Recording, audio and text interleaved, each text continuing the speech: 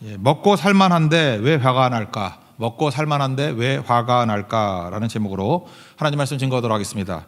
우리 19장 마지막 절을 보면요, 먼저 됨과 나중됨 이렇게 대비시키고 있습니다. 우리 19장 30절을 한번 다 같이 읽겠습니다. 시작.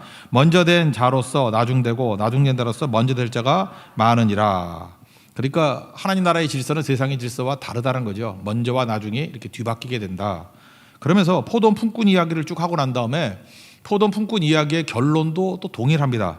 우리 20장 16절 다 같이 읽겠습니다. 시작. 이와 같이 나중된 자로서 먼저 되고 먼저 된 자로서 나중 되리라. 그러니까 먼저 the first와 나중 the last가 이렇게 뒤바뀌게 된다는 것입니다. 그러니까 세상의 질서와 천국의 질서가 다르다는 거죠. 그래서 오늘 핵심 내용을 결론적으로 미리 말한다 그러면은 먼저됨이 이게 이기는 거거든요. 위너. 먼저됨, 위너, the first. 은혜입니다. 은혜를 알고 은혜를 붙드는 자가 먼저 되는 거예요. 하나님 나라에서는. 반면에 나중된다는 게 뭡니까? 어떤 위치에 있든지 간에 특권, 공로, 차별, 비교 이런 거 붙들면 이게 나중된다라는 것입니다. 한마디로 얘기해서 은혜가 뭔지를 모르면 무조건 나중된다, 꼴찌된다, 루저된다 그런 얘기예요. 그게 오늘 20장 전체에 흐르는 맥락이라는 것입니다. 먼저 포도 품꾼 이야기 내용은 뭐예요? 특권을 버리라. 또 다른 말로 하면은 은혜를 붙들라 하는 얘기입니다. 1절부터 16절까지 내용입니다. 포도원 주인 일꾼을 구합니다. 뭐 잘하는 얘기죠. 여기 보니까 아침에 했다 그러는데 이스라엘 사람들은 일하는 게 아침 6시부터 저녁 6시까지 12시간 일을 합니다. 그러니까 아침에 불렀다 그러니까 아침 6시에 불렀겠죠. 지금 이 시간쯤. 그 다음에 9시에 부르고 그 다음에 12시 정오에 부르고 그 다음에 오후 3시에 부르고 그 다음에 6시 일 끝나기 1시간 전인 오후 5시에 또 불러요. 그러니까 총 5번 부른다고요. 불러가지고 일을 시킵니다. 그러니까 다 고맙죠. 왜? 일꾼이 남아들고 고용이 잘 안 되는 때니까 일용직들에게 일감을 준다는 것은 굉장히 고마운 일이고 그것이 은혜로 다가오는 일이었다라는 것입니다. 그런데 그냥 아침부터 온 사람들 한 데나리온, 하루 일당이거든요. 10만 원씩. 이렇게 오면은 아침 6시에 온 사람 10만 원 받고 가. 그리고 9시에 온 사람 10만 원 받고 가. 12시, 3시, 5시 10만 원 받고 가. 그러면 아무 문제 없잖아요. 그러면은 1시간만 일하는 사람도 마지막에 이거 웬일이야 그러고 기뻐하면서 그냥 가버리고 조용할 건데 이 주인은 특이하게도 나중 온 사람부터 주도하는 거예요. 나중 온 사람. 1시간밖에 일 안 했죠. 오후 5시에 왔으니까 1시간 일했습니다. 한 데나리온을 줬어요. 약속한 그대로. 그랬더니 나머지 사람들이 기대 심리가 발동되죠.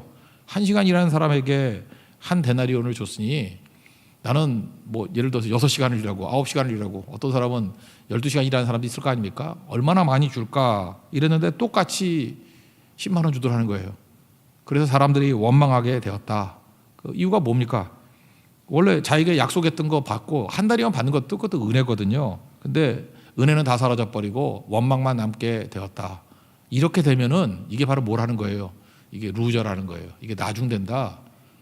예수님께서 뭐 이런 얘기를 하고 있습니다. 8절부터 12절까지 한번 읽겠습니다. 시작. 저물매 포도원 주인이 청지기에 이르되 품꾼들을 불러 나중 온 자로부터 시작하여 먼저 온 자까지 싹쓸 주리라 하니 제 11시에 온 자들이 와서 한 데나리온씩 받거늘 먼저 온 자들이 와서 더 받을 줄 알았더니 그들도 한 데나리온씩을 받은지라. 받은 후 집주인을 원망하여 이르되 나중 온 이 사람들은 1시간밖에 일하지 아니하였거늘 그들을 종일 수고하며 더위를 건들 우리와 같게 하나이까. 그러니까 은혜가 말라버리는 순간이 뭐예요?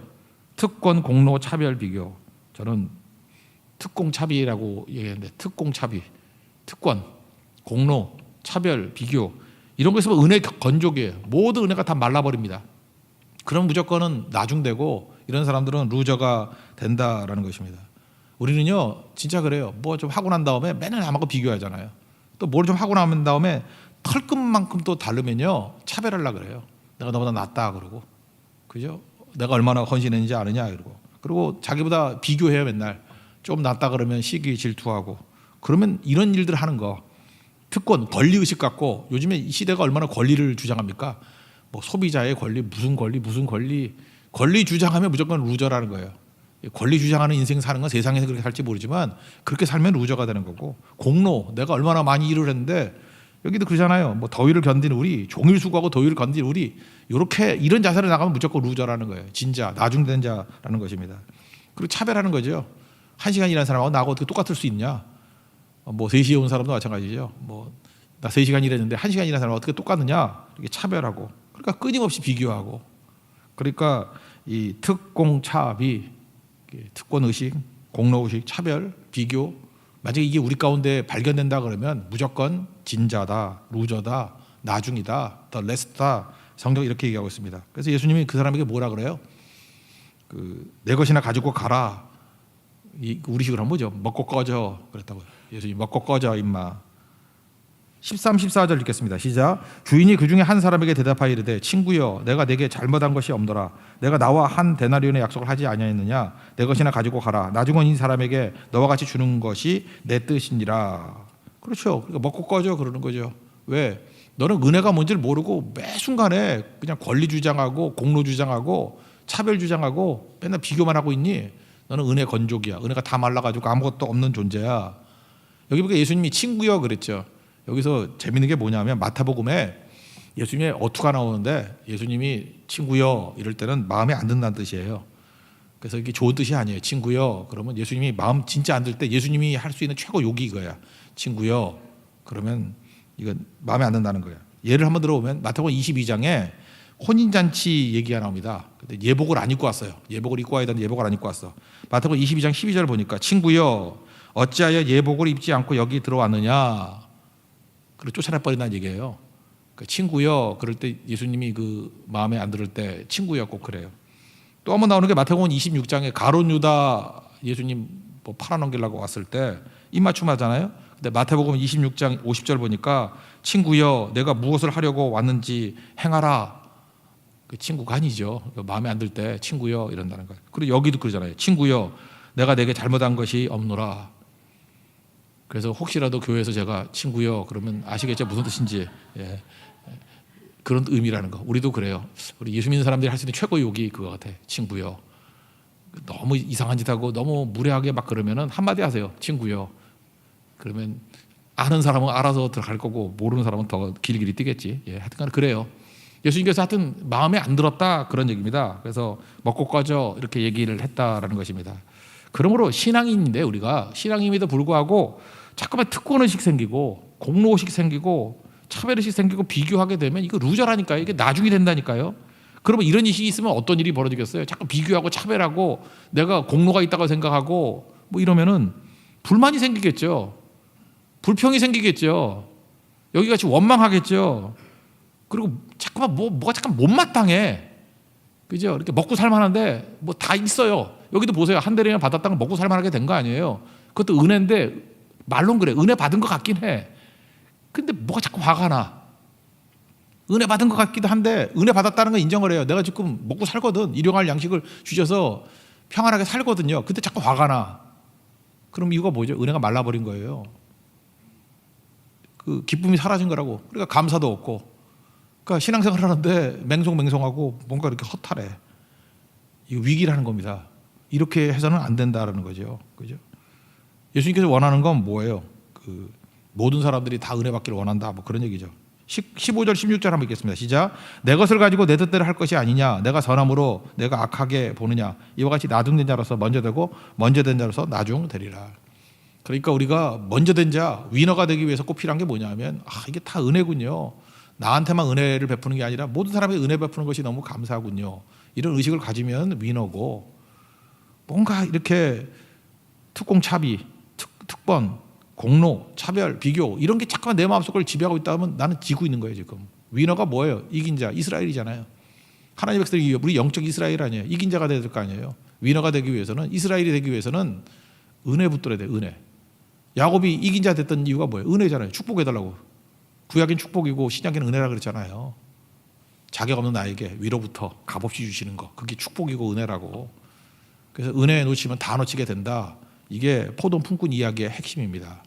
이 말씀을 하시고 그 다음에 이제 나오는 얘기들은 제자들하고 맹인을 비교해요. 제자들은 특별히 은혜를 붙들어야 되는 존재 아닙니까? 왜? 예수님이 제자니까. 은혜를 알고 은혜를 베푸는 은혜의 통로가 돼야 된다고. 근데 제자들이 은혜를 모르니까 너희들은 눈 뜬 자가 아니라 눈 감은 자다. 맹인이다. 영적 맹인이다. 그런 얘기고. 그 다음에 그 여리고의 두 맹인, 그 중에 한 사람 이름이 뭐 마가복음 같은 데는 바디메오라고 다 있잖아요. 두 맹인이 사던데 그 맹인들은 불쌍히 여겨 주십시오. 이게 은혜를 붙드는 거 아니에요. 은혜를 붙들었더니 눈 떴죠. 은혜 붙든 자가 눈 뜬 자다. 지금 이 비유를 얘기하면서 제자들에게 지금 적용시키고 있는 겁니다. 너희들이 나를 따르는 제자라고 하면서 너희들이 은혜도 모르면서 뭘 안다 그러느냐. 너 제자인데 은혜 모르면 아무것도 아니야. 이거를 얘기하고 있다는 것입니다. 지금 예수님께서 십자가 지시고 고난 당하신다는 얘기를 쭉 설명해요. 이건 뭐죠? 은혜의 원천이 되는 거죠. 값없이, 그죠? 값없이 위로부터 자격 없는 자들에게 용서해 주는 거 아니에요? 십자가 지는 게 십자가의 대속으로 우리를 건져주는 거 아닙니까? 그래서 내가 은혜의 원천을 만들었다. 그러면 니네들이 이 은혜를 알고 은혜의 통로가 돼야 될 거 아니냐? 근데 니네들이 이거 하나도 모른다 그러면 어찌 은혜의 통로가 될 수 있겠니? 그런 거죠. 먼저 예수님께서 은혜의 원천이 된 얘기를 하고 있습니다. 17절부터 19절까지 읽겠습니다. 시작. 예수께서 예루살렘으로 올라가려 하실 때 12제자를 따로 데리시고 길에서 이르시되 보라 우리가 예루살렘으로 올라가노니 인자가 대제사장들과 서기관들에게 넘겨짐에 그들이 죽이기로 결의하고 이방인들에게 넘겨주어 그를 조롱하고 채찍질하며 십자가에 못 박게 할 것이나 제3일에 살아나리라. 그러니까 은혜의 원천이 예수님이다. 즉 십자가 지고 고난 당하실 것이다. 그래서 우리가 은혜 받을 수 있는 근거를 만드실 것이다. 그럼 너희들이 십자가의 증인되고 부활의 증인돼야 될 거 아니냐? 은혜의 통로가 돼야 될 거 아니냐? 근데 니네들이 뭐 하는 짓이야? 그걸 이제 폭로하는 게 뭐죠? 이제 그 세베대의 아내, 그러니까 야고보와 요한 엄마가 나타나 가지고 막 설쳐대는 얘기가 나와요. 그죠? 뭐라 그래요? 예수님 뭐 왕 되시면 한 놈은 오른쪽에, 한 놈은 왼편에. 그러니까 특권 달라 이거죠. 청탁하고 부탁하죠. 그 내용이 뭐예요? 특권 달라, 공로 인정해 달라, 차별적으로 대우해 달라, 뭐 이렇게 얘기하는 거예요. 엄마 찬스 이용하는 거죠. 20절과 21절 읽겠습니다. 시작.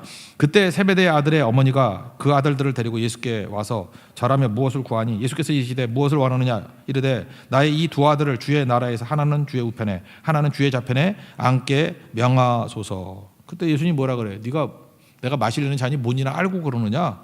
마실 수 있니? 그랬더니 마신다 그래요. 그게 십자가의 잔이고 고난의 잔이고 죽음의 잔인데 마신다. 실제로 마신다 그랬더니 그 세베대 아들 둘 중에 하나 첫 번째 사도행전 12장에 보면 야고보 순교하잖아요. 그리고 요한은 늦게까지 살긴 살았는데 밤모섬에 유배돼 가지고 진짜 죽을 것은 다 겪고 그래 죽잖아요. 그러니까 마시겠다 했더니 진짜 주님이 마시게 하죠. 고난의 잔을. 그래서 두 아들이 그렇게 됐다 그런 얘기예요. 22절 23절 한번 읽겠습니다. 시작. 예수께서 대답하여 이르시되 너희는 너희가 구하는 것을 알지 못하는도다. 내가 마시려는 잔을 너희가 마실 수 있느냐? 그들이 말하되 할 수 있나이다. 이르시되 너희가 과연 내 잔을 마시려니와 내 좌우편에 앉는 것은 내가 주는 것이 아니라 내 아버지께서 누구를 위하여 예배하셨든지 그들이 얻을 것이니라. 그러니까 어떤 축복받는 자리가 따로 있는 게 아니라 순종의 결과라는 거예요. 자리는 권리가 아니라 순종하면 하나님이 저절로 주시는 거지. 그 열매지. 뭐 자리를 주장한다고 임하는 게 아니다. 그렇게 얘기를 했다는 것입니다. 어쨌든 간에 이 세베대 아들 야고보와 요한 엄마를 동원해 가지고 지금 뭘 하고 있는 거예요? 권리 주장하잖아요. 권리. 그리고 공로 인정해 달라는 거. 차별적인 대우를 해달라는 거. 그랬더니 제자들이 열받죠. 화를 버럭 내면서 저 나쁜 놈들 막 그랬다는 거. 이거 뭐 또 비교하는 거죠. 그러니까 화는 왜 내는 거죠? 같은 관심사가 있으니까 화내는 거 아니에요. 안 그렇습니까? 같은 관심사가 있으니까 제자들도 똑같더라. 그게 메시지예요. 똑같더라. 여러분 어떤 강아지가 뼈다귀 2개 있고 한 놈은 4개 있어. 화나요? 우리 인간이 화가 왜 나? 강아지가 뼈 2개를 갖고 있든 3개를 갖고 있더니 뭐 그런가 보다 그러지.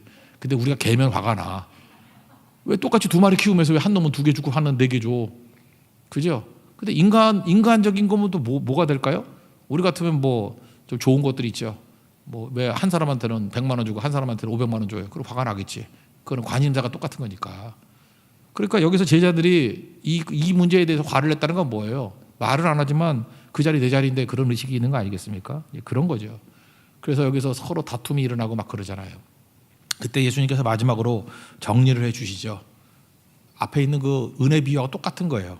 야, 먼저 된 자, 나중 된 자, 그 얘기 지금 하고 있는 거예요.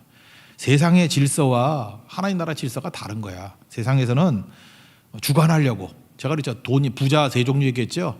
돈 가지고 누구를 장악하려고 그래요. 그죠? 권력으로 누구를 장악하려고 그래. 자유를 다 뺏어버리고 자기 임의대로 막 주관하려고 그래요. 그래서 돈을 좋아하고 그래서 권력을 좋아하는 거예요. 여러분 돈만 막 뿌려두면요 사람들을 장악할 수 있어. 약하게 돈 쓰는 거예요. 청지기는 그렇게 하는 게 아니죠. 근데 악하게 돈을 쓸 때는 돈 가지고 장악하려는 사람이 있어요. 그럼 불편하니까 지혜로운 사람은 빨리 피해버리죠. 아니면은 장악 당하는 거죠. 세상의 논리는 그거예요. 다 그래서 돈 벌려고 그러고, 다 그래서 권력 가지려고 그러고, 그저 내 뜻대로 하려고 그러고. 근데 하나님 나라의 원리는 뭐예요? 섬김이고 종되는 거고, 대속물, 랜섬, 죽는 거다. 예수님이 그 얘기를 하는 거예요. 이게 위너야. 실제로 세상 변화가 어떻게 됩니까? 십자가 지는 걸로 변화되지 주장하는 거 변화된 데가 어디 있어요? 이게 제자들의 길이고 이게 성도의 길이다. 이걸 예수님이 말씀하고 있습니다. 24절부터 28절까지 읽겠습니다. 시작. 열제자가 듣고 그 두 형제에 대하여 분이 여기거늘 예수께서 제자들을 불러다가 이르시되 이방인의 집권자들이 그들을 임의로 주관하고 그 고관들이 그들에게 권세를 부르짖는 너희가 알거니와 너희 중에는 그렇지 않아야 하나니 너희 중에 누구든지 크고자 하는 자는 너희를 섬기는 자가 되고 너희 중에 누구든지 으뜸이 되고자 하는 자는 너희의 종이 되어야 하리라. 인자가 온 것은 섬김을 받으려 함이 아니라 도리어 섬기라고 자기 목숨을 많은 사람의 대속물로 주려 함이니라. 그러니까 자기 주장 그런 게 아니라는 거죠. 그러니까 우리 크리스천들이 어느 순간인가 자꾸만 누구를 지배하려고 그러고 장악하려고 그러고 그 다음에 권리가 잠깐 생각나는 거야. 권리가 생각나고 잠깐만 화가 나고 저거 내 자리인데 이러면은 은혜 건조기에 들어간 거예요. 은혜가 다 말라버린 거라고. 그래서 눈 감은 자가 됐다. 그 제자로서 아무런 능력을 발휘할 수 없다라는 것입니다. 그래서 니네들이 실제적으로 맹인이야. 은혜에 대해서 눈 떠야 돼. 이게 메시지고요. 그래서 그 다음 얘기를 대비시켜 줍니다. 여리고서 마지막 지나가는 거든요. 이제 예루살렘 가면 십자가 지고 죽는 거예요, 예수님. 그때 두 명의 맹인들이 와가지고 소리 지르죠. 다윗의 자손이요, 불쌍히 여기소서. 불쌍히 여긴다는 게 뭐예요? 은혜 주십시오. 그들은 오로지 은혜만 매달린 거예요. 잠잠하라 그랬더니 더 소리 지르면서 은혜 주십시오. 불쌍히 여겨 주십시오. 그들에게 무슨 권리가 있고 그들에게 무슨 공로, 뭐 비교 의식이 어디 있어요? 비교할 게 뭐 있어요? 아무것도 없는 사람이에요. 오직 희망은 은혜 주십시오. 주님의 은혜 아니면 살 수 없습니다. 나 살려주세요. 그때 예수님이 묻죠. 공로 자격 아무것도 없는 사람에게 뭐 해주길 원하느냐? 눈뜨기를 원합니다. 그랬더니 불쌍히 여기셔서 은혜 주시려는 마음으로 눈을 만지시고 보게 해 주셨다. 그래서 낫게 되었다라는 거예요. 결국 핵심이 무엇입니까? 우리는 뭐로 살아요? 은혜로 사는 존재다. 그들은 눈 감은 존재였지만 은혜 붙으니까 눈 뜬 존재가 되었다. 이게 핵심이라는 것입니다.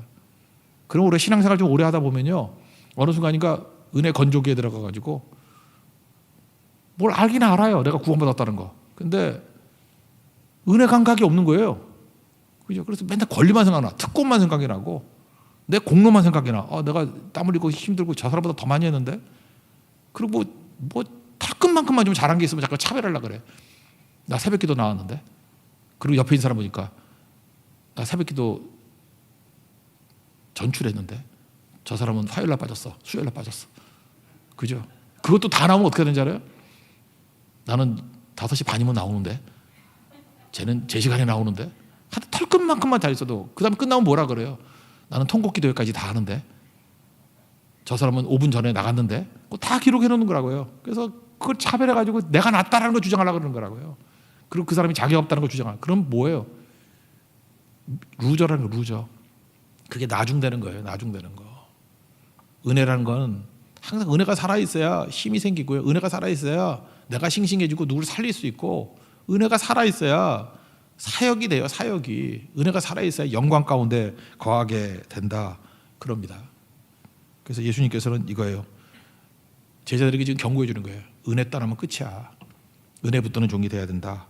29절부터 34절까지 우리 두 소경 이야기 한번 읽어봅시다. 시작. 그들이 여리고에서 떠나갈 때 큰 무리가 예수를 따르더라. 맹인 두 사람이 길가에 앉았다가 예수께서 지나가신 다음을 듣고 소리질러 이르되 주여 우리를 불쌍히 여기소서 다윗의 자손이여 하니 무리가 꾸짖어 잠잠하라 하되 더욱 소리질러 이르되 주여 우리를 불쌍히 여기소서 다윗의 자손이여 하는지라. 예수께서 머물러 서서 그들을 불러 이르시되 너에게 무엇을 하여 주기를 원하느냐. 이르되 주여 우리의 눈뜨기를 원하나이다. 예수께서 불쌍히 여기사 그들의 눈을 만지시니 곧 보게 되어 그들이 예수를 따르니라. 우리 모든 사람이 필요한 게 뭐예요? 은혜의 강에 들어가서 푹 젖어야 됩니다. 여러분 진짜 그래요. 신앙생활을 하면 할수록 은혜의 강에 들어가서 푹 젖어야 돼요. 그러지 않으면 아무것도 못해요. 은혜의 강에 들어가지 않으면은, 은혜 붙들지 않으면요, 어느 순간인가 말하는 투가 생각이 맨날 권리만 생각해. 내가 권리가 있는데, 특권, 내 공로가 있는데, 내가 저 사람보다 난데 비교하고 차별하고. 그러니까 원망불평이 있는 거죠. 짜증나는 거고, 먹고 살만한데도 불구하고 자꾸 화만 나는 거야. 성도를 만나도 화가 나고 교회 와도 화가 나고 가정에서 화가 나고 그 은혜가 사라져 그래요. 은혜가 사라져서. 근데 반면에 은혜를 깊이 깨닫는 순간에 감사가 나오죠. 이거 하나님께 주신 거라고. 기쁨이 나오죠. 또 뭐가 나와요? 내가 이 받은 바 은혜를 어떻게 보답할고 하면서 충성과 헌신이 나온다라는 것입니다. 성도는 은혜가 마르지 않는 한 강합니다. 성도는 은혜가 마르지 않는 한 사역이 가능합니다. 성도는 은혜가 마르지 않는 한 빛이 됩니다. 빛. 이게 은혜입니다. 은혜의 힘으로 살아갈 수 있는 하나님의 거룩한 종 되기를 축원합니다. 자리에서 일어나겠습니다. 은혜의 힘입니다. 찬양하겠습니다.